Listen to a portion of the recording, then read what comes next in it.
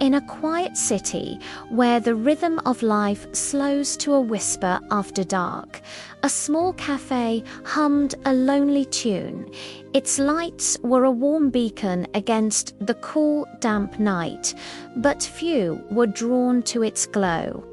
The air inside was thick with the rich scent of coffee and the faint, earthy smell of rain-soaked streets.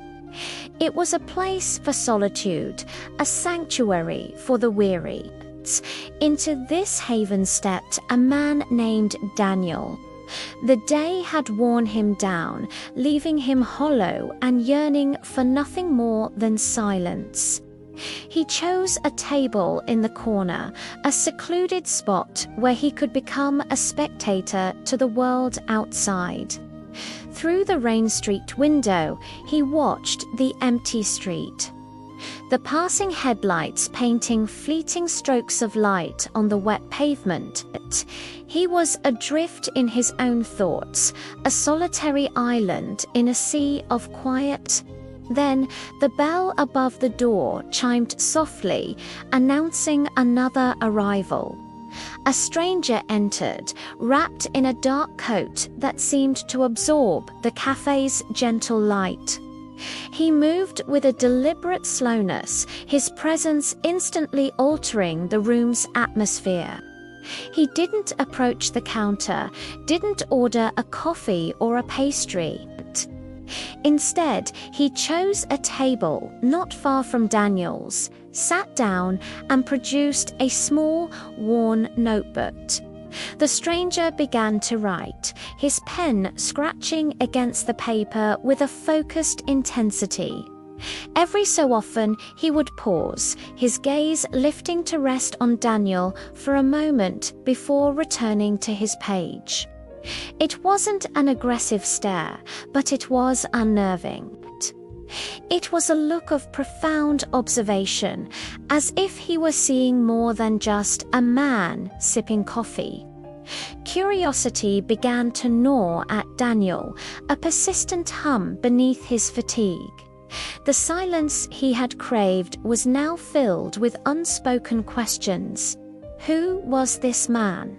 What could he possibly be writing about with such fervor in this nearly empty cafe?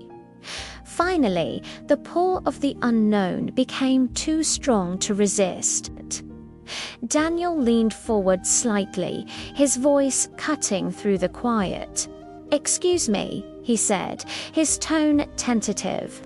"What are you writing?" The stranger looked up, his expression unreadable. There was no smile, no hint of friendliness. His eyes were deep and held a startling clarity. "I write what I see," he replied, his voice low and even. "I write what people try to hide." A chill traced its way down Daniel's spine.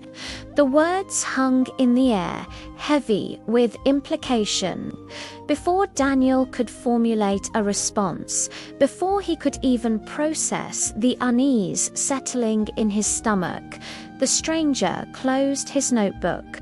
He stood, leaving the small book on the table, and walked out of the cafe, disappearing as silently as he had arrived, back into the rain-slicked night.